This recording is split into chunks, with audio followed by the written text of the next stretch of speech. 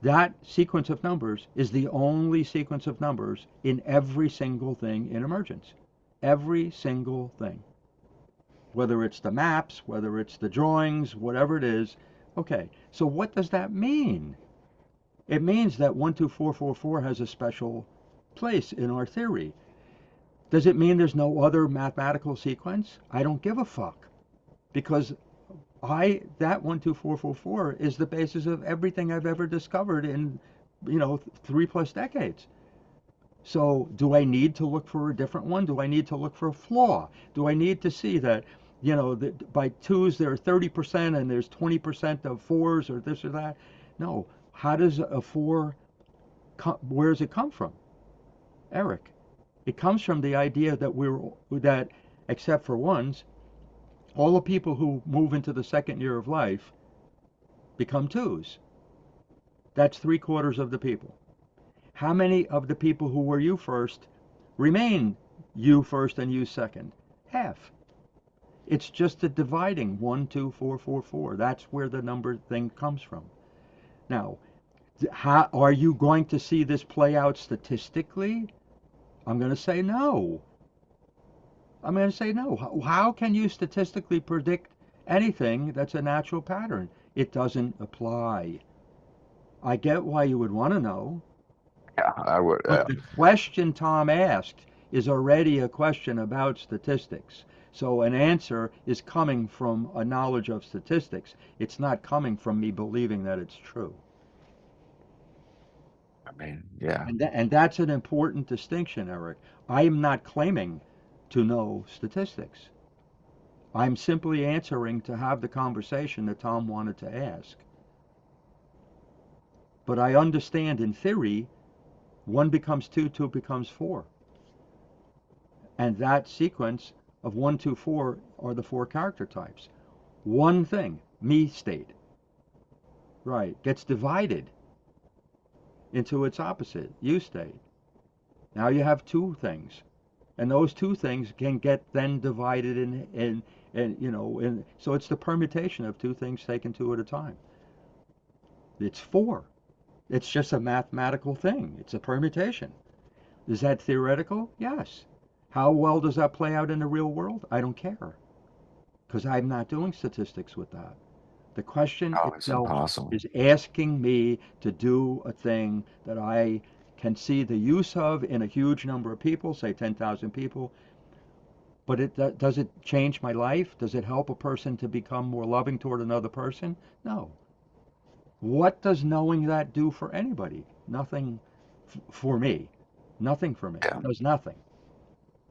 Knowing what the weather is, and that's more than that. that there's I mean, something. there's Knowing times the that it's odds helped in me. a poker game. I've remembered to bring my umbrella a few times. I mean, there's some fun. But can you hear the thing I'm Poker saying? a lot. It's helped a lot, but it's also fucked me in poker really badly because I bet based on I have a 70% chance, and I fucking lost all my money. You know? Erik, this is not me trying to be right. These are things that no one has really pushed me to talk about because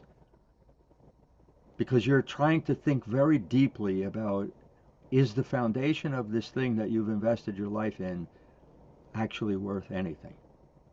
You are asking a question that's so important that I would say, please honor this for the whole rest of your life.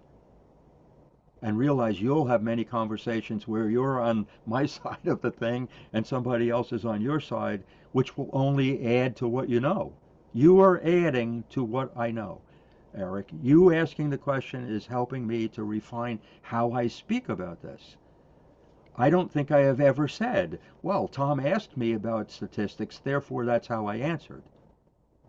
But that's the truth. He's not asking me a question that's phrased like something in Emergence.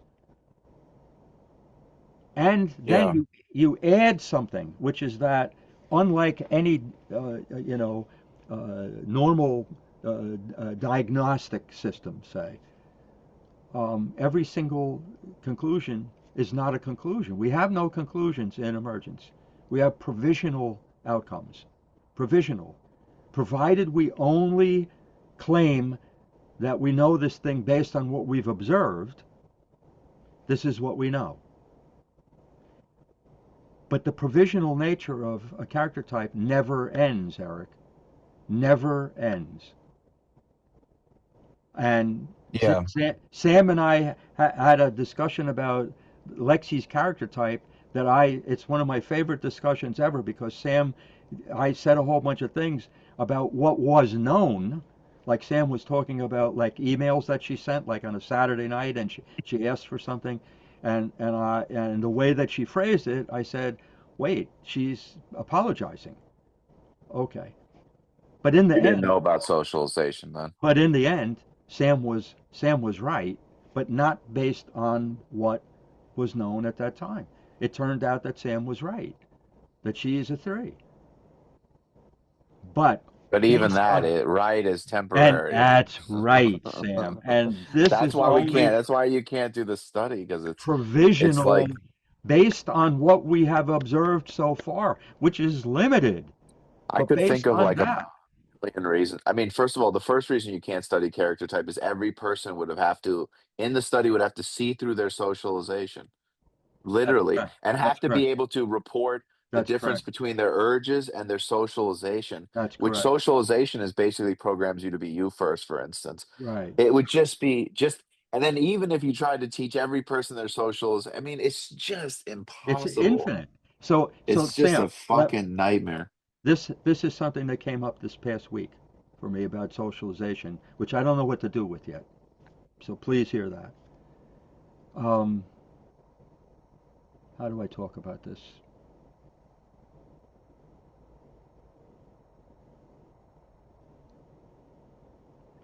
There's a case that I have, a person that I see, and one of her kids has always had tremendous anxiety.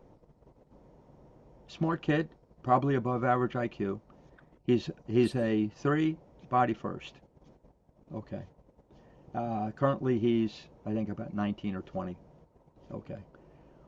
And in the discussion that I had last week, it came up that the kid dreams about owning a storage unit. I don't mean one, I mean a facility, I owning got you. a company that has storage units. Okay. Now, when this person told me that this was the kid's thing, the woman literally said to me, is he ever going to be able to be by himself? Do we have to buy him a storage facility so that he'll be okay in life? Now, I kept thinking about this. I couldn't stop thinking about this. I Hmm. couldn't stop thinking about this. And now what am I saying? What I'm saying is like what you just said, Sam, about we can't know character type without accounting for socialization, blah, blah, blah. We can be misled by socialization. Absolutely true. Can we be misled by socialization where the person has has in one sense, that's one of the principal things that they have, that their level of anxiety in society is so high that we can't measure their socialization in a normal way? In effect, like an autism of socialization or something. And I don't know what I'm going to do with this yet, but I do know that, like when we talk about socialization, all we're dividing it into is majority and minority, which is in general the set of rules, and it's relational. Like Sam and Right, I, but you're talking about what if somebody with majority is having a panic attack? Then I no, but mean, what I'm saying, Sam, is what if almost every single thing that the person thinks about doing, in this case, the kid going to college and he can't have a roommate because he I has get that. like he Yeah, yeah. can't do anything. He wants to simply stay home and never leave his house. I get that. It reminds me of, ironically enough, it reminds me of putting the candle flame into a fucking box That's and correct.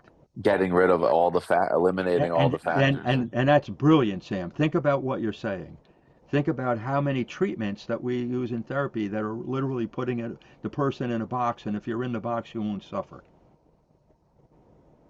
Yeah, Avoidance, But I I mean, it's do not know agoraphobia. what to make of this. But why I'm saying this, Eric, is how many goddamn things are there that we would have to measure to actually know a person? It's just provisional to know a character type. But knowing character type, how does it manifest? Like a mind first person and a body first person are different. And the story of like arriving at the bookstore doorway and who goes through the door first if you arrive with another person. And if a person holds the door, does that say they're me first or you first? No, it does not, because it's behavior. Yeah, we So, had an interesting conversation, me, Clancy, John, and Lindsay, about assertiveness and receptivity. And what I kept thinking in the background of the conversation is like, man, the hardest thing is actually a conclusion. It is actually the worst thing. It's not that hard. Well, it is still hard to teach somebody, are you in a receptive state or an assertive state? But when you start saying, well, what am I socially? Am I receptive or assertive? What am I? To come to a final conclusion about a fractal about your personality in a context independent way is one of the hardest things you could ever do. but there is, I would argue, there's no such thing, Sam, because assertive and receptive are relative, Well, that's what I said in the and conversation. I was you like, need I to have don't know if another they are person fixed. Yeah, that's what I said. I said, because how can are we you, say we are yeah, this? We yeah, can't. but in you and I talking, Sam, both of us, I would say, are assertive psychologically, right? Right. But when I go hang But out with my mom, I'm receptive. I don't, she talks, she does 90% of the talk. I mean, because it's relative. But here's what I'm saying. But when you're with your mother, you can easily see the natural pattern that you're receptive. that's what my point is, that I think like That's what you that's can what I measure. like about emergence is like I know that there's no other state besides assertive and receptive. There is no other state besides those two. In And in a and social, in something that's sexual, physical, social, and psychological. psychological. And Yeah. but then you can add that all we can do is make a provisional measurement in this situation this time. We can't even say that next time it's not going to be different. We can say right now the measurement is this. Right now the candle flame is lit. Right. A provisional, there is no conclusion, and statistics claims that you can have a working conclusion, a working hypothesis, which all hypotheses narrow the variables. In this situation, this is what I'm testing for. There's no hypothesis where it says, well, with unlimited variables, we're going to claim this. There is no such thing. Okay, so I don't know. Do you both know who Ludwig Boltzmann was? Ludwig Yeah, Boltzmann. Boltzmann, he died. Yeah, I know him. He died by suicide, right? That's Was correct. that? Yeah, I Boltzmann. remember him. Okay, so Yeah, this yeah. is this. I mentioned this, Eric, because your examples are bringing the idea up. So, in physics, so when he lived in physics, they were arguing about um, if you have a box, theoretical box, and there's air in the box, and you put in a gas, a different gas other than what air is, like nitrogen and oxygen, blah blah blah, and you put in there helium, and you inject into the box this helium, and the argument was what happens to the gas, and the general thing is that it diffuses into the air. Can you follow everything I'm saying? That the molecules of helium diffuse and mix until there's some kind of even balance. This is in the 1800s when they're deciding about, entropy and all these other things, right? So Boltzmann comes up with this thing, and he's saying, well, where the molecules move, et cetera, is statistical. And he said that there is a statistical likelihood that when you shuffle cards, it'll go back to the order of the original deck. There is a statistical possibility no matter how rare. So he said there is a statistical possibility that the helium will go back into the lump it was in when it first was in there. This broke people's minds because he's right. There is Of a course. statistical possibility. And so what was he doing? He was saying that entropy isn't perfect in the natural world. Okay. This is a guy, this is how he thought. He killed himself toward the end of his life because he thought nobody actually saw any value in all the things that he had discovered. He's one of the most brilliant physicists because, like you, Eric, you have something in common with him, which you're trying to look deeper and not just accept things because somebody tells you. And this was him. And in the end, he killed himself because he thought that, nobody cared. Do you know that knowing his story is part of why I'm still alive? Because I have felt that same thing that I imagine he felt. And I went, you know what? The truth was there were so many people who respected him and he didn't know. Yeah, he was definitely. He didn't know because he was autistic, but he didn't know. So that idea that you think about how the things work and you think to the degree where statistics plays a part, he is saying something that statistics is incredibly valuable about. That there is the possibility of shuffling the cards will return it to the order of a brand new deck. You may go through your whole lifetime and never see anybody or hear anybody that's ever done it, but we know it's statistically No, possible. no, in the poker metaphor, returning to, like, how cards are set up when you open the pack, like where it's all the same suit in numerical order, where you can get on the board, even after everything's shuffled, a royal flush on the board, which is like king, Which is a but there's piece of the order. Right. right. But the odds of that are 1 in 700,000. I mean, so it can happen though. I've seen it happen once, but literally I played poker for years and only one time saw it happen. Right. And that's out of all the cards, right? The 12 the whatever, the 14 cards or Well, whatever there's it is. 2.5 million combinations of 5 cards, but then Right. yeah, but of that combination is impossibly rare. I mean, it literally kind of was close to the statistic. I don't know how many hands of poker I played, but probably how about probably a couple million, so one Okay. in 600,000. Anyway, So let's come back to the thing that's really important about the whole thing. Anybody who has suffered through hearing us talk about this shit today, I give you credit. Your mind is like they might either be a better poker player though. either you're toast on pot or something. You're just do not, and you're just like you're Just do like not. looking at these three guys, right? Okay. But the point is that all of this talk aside, what things can we actually be reasonably clear about that help people? That really is the point. And Eric, it also comes back to what you said. The beginning of helping a person is knowing what we can measure and what we can't measure. That's it. And then knowing the humility in emergence is knowing that everything that we come to is provisional.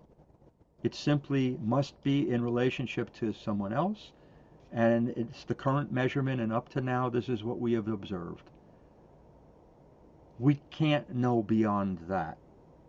We're also limiting everything to natural patterns. And if you take a natural pattern and you add in a man made pattern, now you skew it in some way because it's not perfect. It adds in a degree of imperfection, which that imperfection is what allows some theoretical statistic outcome to be there because there's an imperfection. It's not perfectly random. Perfectly, it's not absolutely random, means there's no pattern, but that's a pattern. The lack of a pattern is a pattern. But, to know the candle flame, which is an infinite variety of natural movements and heat and light and blah, blah, blah, blah, blah, right? That put inside of a box changes what happens if a normal candle is lit in a room. You know, when you talked about the lamp and the light inside the lamp, like I'm thinking about like a glass thing. Originally what they lit was carbide, and I knew a guy in years ago um, who definitely autistic, and he collected all these ancient technologies, and carbide lamps were one of those things. Union carbide, it was a rock that would burn. Yeah, like the rock gave off a gas, and the gas from the rock was what was in the lamps, and how they made all those different things. They just keep like experimenting like scientists do in a room to see what, like a real experimenter. Like if I make the glass this far away, if I make this kind of glass, if I, how much will it light? All the things that you're saying people did, but they didn't arrive at it from statistics. They arrived at it from experimenting, from empirical data. They kept trying. Now, I would argue that then, as soon as they knew about like some special thing about this kind of glass or this kind of wick or this kind of thing, that was arrived at from experiments. I think that most of science arrives at things useful from experiments, but the experiment is not coming from the scientific method. It's coming from brute force. They're doing enough things, they're trying enough times, and then eventually something of use to humanity comes out of it. And because it's of use to humanity, it's very valuable.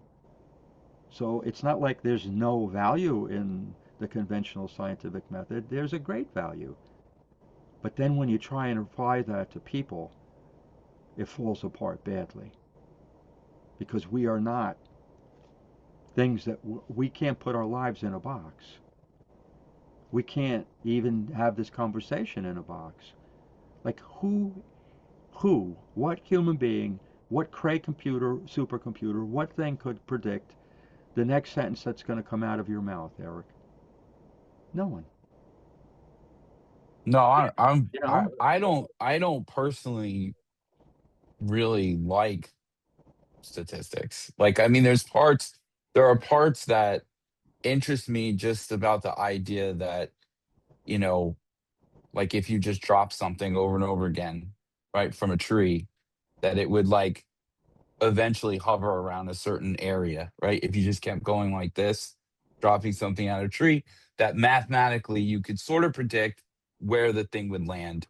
Would it be perfect? No, but like on average, across a certain amount of drops, it would hit a certain point, right? That I like that part. But the part where why I even feel like I keep going here is that is what I was talking to Sam the other day about. And you know, reading like where psychology. So if you go to school to be a psychologist, right, specifically, right, that degree has gotten so far into the statistical world, and that's our field, right, psychology. Like to the point where when I read some articles I've read from psychology journals are insane. They're just insane with the level of abstraction, with the level of prediction, with what they're saying that you actually can't even speak that language unless you practice learning their language for like 3 years, like you practice learning Spanish, right? And then once you learn their language, you're still not even sure because of everything we're saying today that what they're saying is built on assumptions and approximations. It's not built on like true measurement of a thing either being lit or not lit. And No, and no. that And you add in, Erik, and you add in one of the principles in emergence, which is that we are not looking to measure things based on behavior. We're looking to measure things based on what precedes behavior. That's the person, right? Because the same behavior can be done on the outside and have infinite numbers of different meanings on the inside. So we're aspiring, and this is important because obviously we look at behavior, often as a starting point, but to draw a conclusion from behavior, which is psychology, which is the diagnostic manual, like functioning, right? Functioning, that argument that they had in the 1800s about want and I can't remember who the other guy is. They argued whether, the functional thing or the nature of the thing, all the things that they do about helping people are based on behavior. You're seen as healed if you can behave better. This is stupid. Does it have some value? Yeah, of course it is. It's damage control. Yes. Don't go kill your neighbor because he came over there and had sex with your wife. Okay, it's probably not a good idea. But the idea that somebody would be angry, is there a statistical measure of whether somebody's going to be angry about that? Probably. I'll bet you psychology has statistical things for everything. How many people, psychology probably has a thing about how many people want toilet paper that's strong or toilet paper that's soft. Well, where am I coming up with this? Because the supermarket that I go in makes their own toilet paper and they have soft, strong, or the combo. A two that are one. Toilet paper. Soft, strong, or both. Okay. Now, do you think that there's a marketing guy who is figuring out, well, those are the two ways to voice this so people buy it? Of course it is. I'm looking up Statistically, it toilet raises paper research. it. But this is human nature. Okay, Yes. soft or Yeah, well, strong. you wouldn't be able to manufacture it realistically unless you were able to predict how much materials you needed That's in right. order to build the fucking thing. In That's order to do correct. this, how many trees you need to keep your Charmin business alive. That's But correct. But this but you know, like idea that people will buy it because it's soft or strong or both, that stuff, those are a priori patterns, soft and strong, right? They're patterns that exist outside of our world, and they're using them for marketing. And the marketing, almost all marketing goes by statistics. yeah, I guess I just don't know how to, you know, to me it's like to sort of like say, okay, we can't know all these things, right? Yes. Is almost like this, I'm gonna live here and let them live there. And it's hard for me to Actually, say Eric, that. okay, I get that. But I would say to you this, like I over my lifetime, I'm a good carpenter, good cabinet maker. Um, I'm fairly good at electrical work. You know, I can do car mechanics up to a point. But the truth is that I suck at plumbing. Now, why? All right. Why would I suck at plumbing, but I'm good at like electrical or carpentry? I don't care. So that's the point. I don't care. What does it mean? If I have a plumbing problem, I hire somebody. If I have an electrical problem that goes beyond what I understand, I hire somebody. I no longer do any work on my car, even though I used to build whole engines and race cars. I don't do that anymore because my body won't allow it, but also because cars are so complicated now that I haven't a fucking clue about them. Okay, the idea that I do not do things that I don't really know is just a part of having a good life.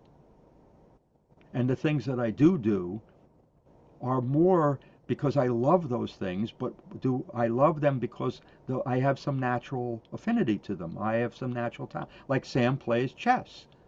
This is a real, Yeah. he's just good at it because Sam, I have never liked chess or any of those Mm-mm. games, or I don't like golf.